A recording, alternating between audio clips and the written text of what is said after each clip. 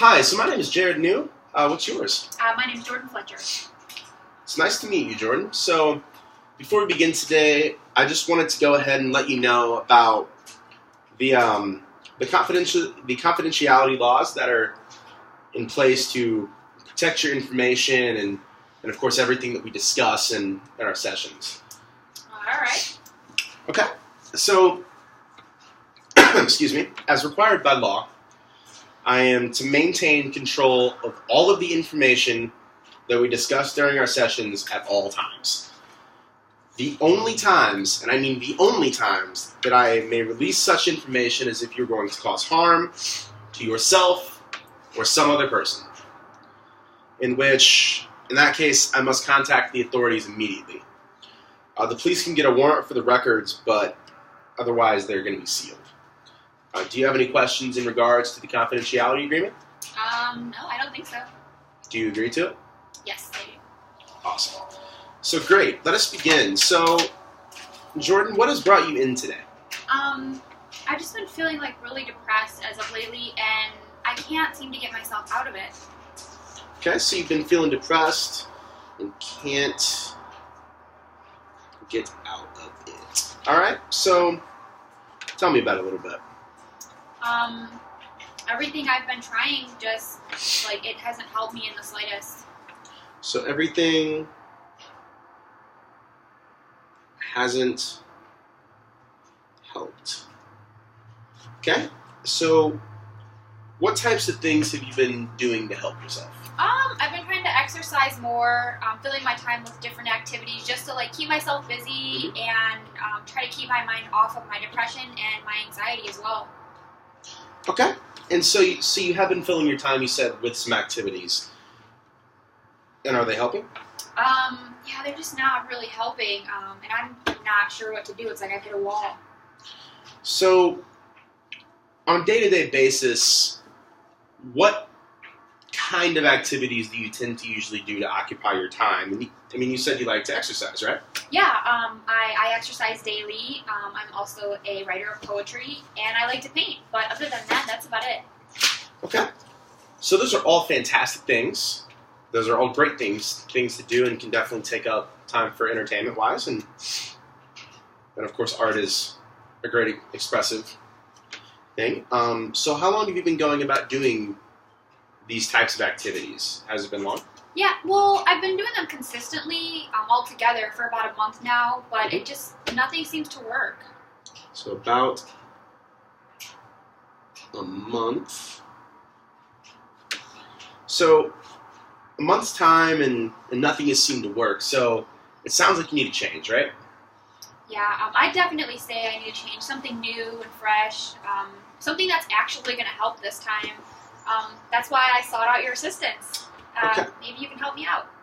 Well, I will definitely try my best to help. So before we go into that, though, we needed to identify what exactly is depressing you, and after we do that, we can of course go into finding a solution to your problem that you've presented to me. So, give me an example of something that usually tends to depress you. Well, I get pretty disappointed pretty easily when things don't go how I plan them to. So you get disappointed when things don't go as planned. So you said you get disappointed when things don't go as planned. So can you give me an example of what exactly you're meaning? Okay. Well, just last week I got a letter from an art gallery downtown requesting some of my work, and I worked really hard on this piece for this gallery, and I thought it was one of my best ones. Sure. And then I got there and showed them my painting, and they didn't seem interested. They ended up rejecting it and said that they weren't interested, and I was just really brokenhearted. So, art gallery downtown. So you were pretty brokenhearted, which I'm sorry that you felt that way. So you said that you were brokenhearted when they rejected your work, but how else did you feel? I guess I just felt like I worked so hard on something, and it just really hurt to have it rejected just like that, especially when it's something that I love to do, and I was just so proud of that piece. So it hurt to have it rejected, and it really did seem to hurt you then, didn't it? Yeah, but unfortunately, that's not the only thing that's been going on lately. Oh, so what else has happened lately? Well, I wrote a book of poetry, and I turned it into the publisher, and that also got rejected. They said it wasn't insightful enough. It wasn't insightful enough. So how did that make you feel? Well, it made me feel horrible. I worked on that book for like 2 years. I wrote over 150 poems by myself, and that's just something that I've always wanted to do. Get my work published, and then in a matter of minutes, it's just gone, just like that. Okay, so after they rejected you, what'd you do? Sounds pathetic, but I just went home and I crawled into bed and I cried to myself for hours. I mean, I was so hurt. When you work on something so hard, just for it to get rejected, it's just so painful. Yeah, I completely understand. Sorry, I'm just taking a couple notes here. So I completely understand. I mean, I've had similar experiences in the past myself, and so to give you an example of what I'm talking about. Sorry. So when I was in college, I worked on my thesis for about 5 months to get my degree, and of course 5 months is a lot of time, and that's a lot of work and a lot of effort. And as one can imagine, I mean, you worked on a book for 2 years, you can understand, I imagine. So I turned it in, and it got rejected. And of course, as you can understand, I was really hurt. I was really depressed because, I mean, that's a big part of my life, obviously, and that was the stepping stone to the next step. So, but I didn't quit. I was just determined to get my degree because that's just what I had to do, and then I did. I edited my old thesis and turned my new thesis in, and it was approved, and now here I am. So you're in a similar situation now, and just don't give up on your book and don't give up on your paintings. Just keep on editing, keep on writing, keep on sketching, keep on painting, and you'll eventually get there. Yeah, I guess you're right. I mean, thank you for sharing that with me. But what do you suppose I do? So like I said, you just don't quit writing and painting. You said that's something that you like to do. That's something that you have a passion for. So that's just what you do. You just keep on moving forward. You just keep writing, keep painting, and you just keep on working hard. And time again, you turn it in, and eventually, you may be published. You may have a featured spot in an art gallery someday. Who knows? Yeah, I guess you're right. Well, I guess I'll keep trying that. Thank you. You are welcome. So, tell me what else is on your mind. Work. Work has been very, very rough. What kind of work do you do? Well, I work at a call center, just for a little cable company. Okay, that sounds like a pretty tough job. Do you enjoy it? Not at all. Not even a little bit. It pays the bills, so obviously I'm going to keep doing it. But I often come home pretty angry and frustrated. You said that you often come home angry and frustrated. So, why do you think that is? Well, probably because I struggle dealing with rude customers, and then my coworkers give me a hard time when they see me struggling, because I'm new and I'm still learning the ropes. They can tell after I've been yelled at by an angry customer. Then they make fun of me, and if I ask them for help, they just reject me. Like, they ignore me or they just laugh at me. Okay. Have you told them that it bothers you? Yeah, but they said, it's just because I'm new there and I don't understand the culture of the office yet. They said after some time, I'll eventually figure it out and things will be a lot better there for me. Okay. And when they told you that, how did it make you feel? Did you believe them, or do you believe them? Well, it honestly made me feel kind of helpless. Like, I felt like it was something that was never going to change. And so, no, I didn't really believe them. So you felt helpless? Yeah, I guess I'd say helpless. Like, I felt like no matter who I talked to there, I wasn't going to be able to get the help or the care that I needed to improve my skills working with the people or the angry customers. Even just working with difficult coworkers, my coworkers seemed against helping me. Have you talked to their supervisor? I mean, most of the time when people have difficulty at jobs, they tend to, of course, talk to their supervisor about it. Right. Which is, just the chain of command type of thing. And maybe they can help. I actually don't see my supervisor much. She's in meetings a lot with higher-ups and hardly makes appearances on the floor to make sure we're doing our jobs or even to make sure that we're getting help if we need it. Okay. So you have no supervisor then, really. Is there anyone else that you can talk to? Do you have a friend at work or maybe another supervisor or something or someone of that sort? Honestly, not really. The other supervisors don't really make themselves known. I don't even think I've met any of the supervisors to my knowledge. Okay. So let's backtrack a little bit. So you said you have trouble when a coworker tends to make fun of you or, as you say, gives you a hard time, right? So, excuse me, so what usually happens? What do you mean? Okay. So tell me what you do when a coworker tends to make fun of you. So, how do you react? So I tend to just shut down and get upset. I don't usually show it outwardly, or I try not to, but I tend to just become quiet. I start to only focus on myself as opposed to talking to others. And I'm a pretty social person, so it's definitely a difference to me when I decide to shut myself down, especially because of somebody else. So you shut down, you get upset, you become self-focused. It hurts when they don't help you. So how else do you feel? I guess it just kind of feels like I'm worthless. It feels like there's nothing I can really do, nothing at all. There's no way for me to make the situation better, no matter how hard I try. So, we know how you feel at work, and how you try to cheer yourself up. So what do you tend to do then when you're trying to cheer yourself up at home? Because, it only makes sense that if you feel, depressed at work, that you're going to feel depressed sometimes at home as well. So how do you usually cheer yourself up at home? Well, like I said, I like to go to the gym a lot. I spend a lot of time there, exercise for a while. Or I really like to paint. That usually gets my mind off of whatever's bothering me, but it hasn't been working lately. It's just been really, really rough lately. Rough lately. So, is something else bothering you then? Because, or that's causing you to feel helpless besides work, is if the things that you do at work,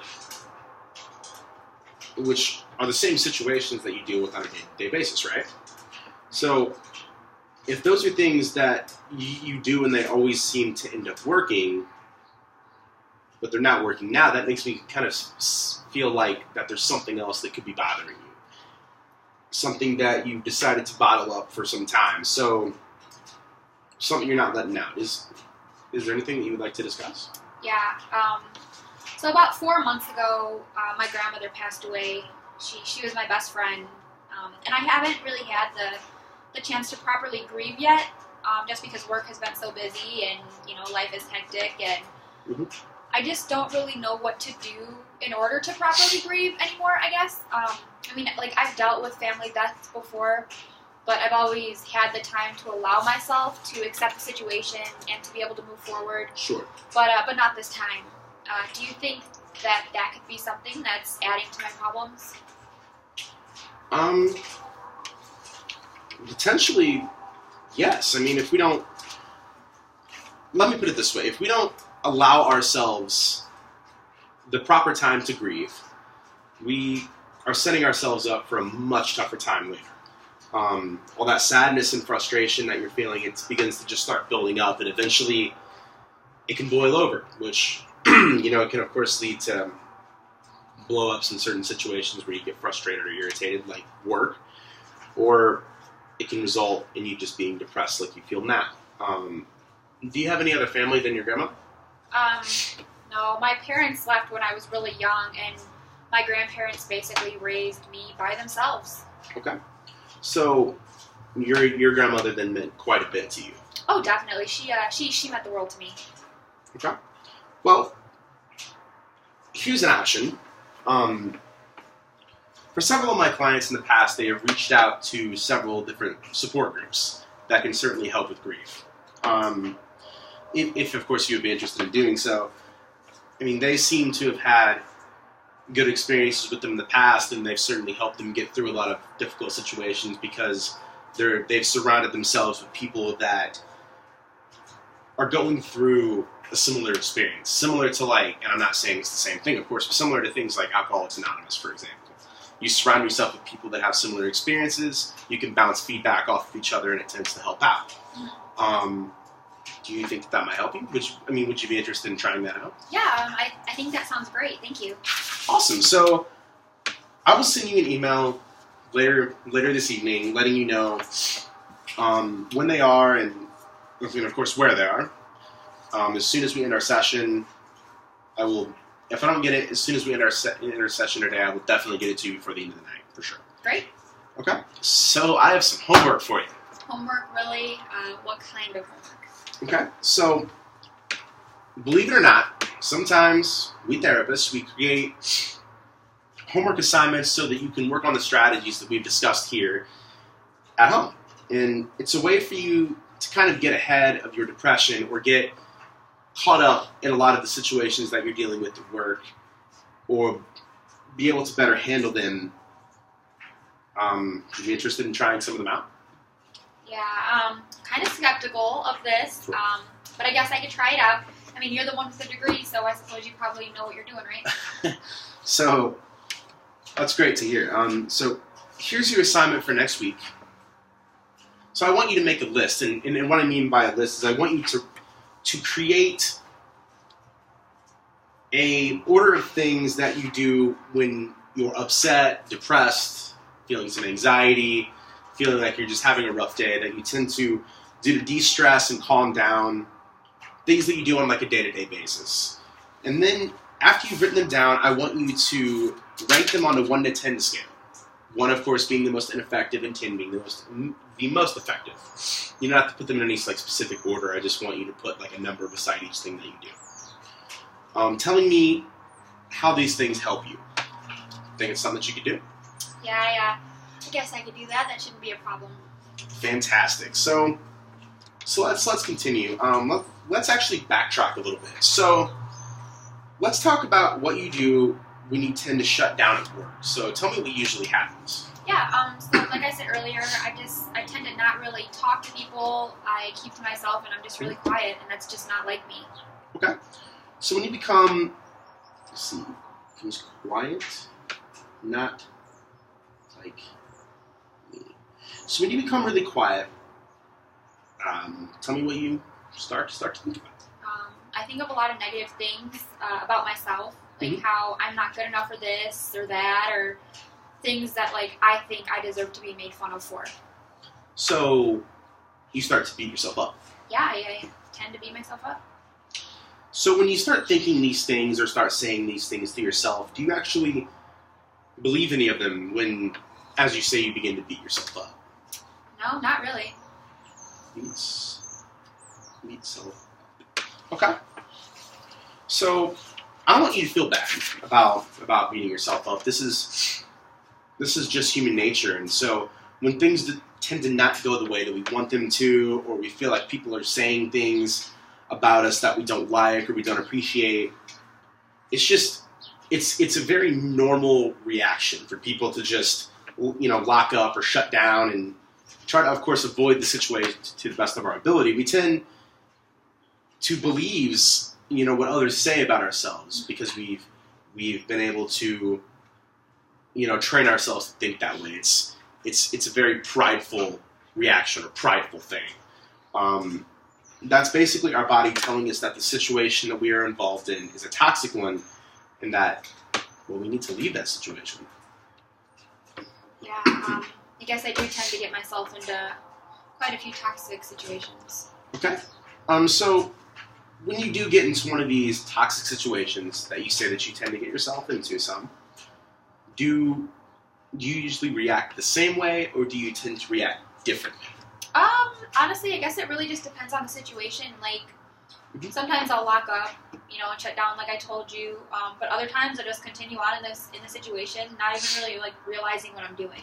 So when you say that you don't realize what you're doing, what do you mean exactly? Okay, so it's almost like I fall into like a trance-like state. Like, I'm completely unaware of my surroundings, what people are saying to me, what I'm doing, things of that nature. I don't really like know what's going on. All I know is that I feel terrible and I can't really seem to focus. Like, I get tired and I feel like physically weak. I lose all motivation to work and to speak, really just to do anything. I just sit and like sulk for a while until I go home or until the feeling just passes. So when you start feeling this way, usually about how long does it take for you, or for these feelings that you are of course feeling, to just pass? I mean, it could be anywhere from a few hours to days, honestly. It just depends. So, we know, what it's usually like at work. We've kind of backtracked to that a couple times here. So what about when you're at home? What do you do when you start feeling this way at home? So when I'm at home and I feel like this, I tend to just like lay in bed most of the time. I attempt to watch Netflix, but I end off just kind of like staring off into space, thinking about how negative my day was, or thinking about how I should have or could have done something or anything differently. And then I guess I just start to beat myself up again, and because that's what I feel like I deserve in that moment. So when you're beating yourself up, and of course in the past on this, as we've been talking, you said that you tend to get quiet, which of course makes me assume that then you start thinking to yourself, right? So when you start thinking to yourself like this, what kinds of things do you usually tell yourself? Or start thinking to yourself, I guess is. Yeah, so I tend to just like tell myself that like I'm worthless and stupid and that I deserve all the teasing and the hazing that happens at my job. Or like when I messed up on my book or my art, I just tell myself that like I suck at it and that I deserve to not be published, or that I deserve to not have my painting in any art gallery. Pretty much just that I'll never be good at anything. Okay. So, I see. Well, what I can tell you for certain is this. You are a good artist, you are a good writer, and you need to keep on moving forward in order to become successful in anything in life. So, I want you to treat it like it's a race. Of course, your goal is to just finish the race. But in order for you to finish it, you, of course, need to keep on moving forward. Putting one foot in front of the other. You have to have some optimism, thinking to yourself, I can finish this race. I will finish this race. Some patience. You got to be able to put in the time. You got to be able to, want to get better, put in the effort to get better. Action. Nothing you do in life is going to be complete without action. So you need to be able to take that time and take that optimism and put it forward, and put it towards being successful. And you can do all of these things. I mean, they just take a little time and effort, which I'm, of course, not saying that you're not giving. I just want you to know that you are able to do it, and you certainly can do it. Yeah, well, thank you. Absolutely. So, unfortunately, that is all the time that we have for this week. So, do me a favor. Work on that homework that I gave you. And bring it back to me next week. And, of course, if you have any questions or concerns, feel free to email me or call my office at any time. So, here's actually my card. It has all of my information on it. And would you like to meet the same time next week? Yeah, that's fine. Awesome. So I will see you next week then. All right, thank you.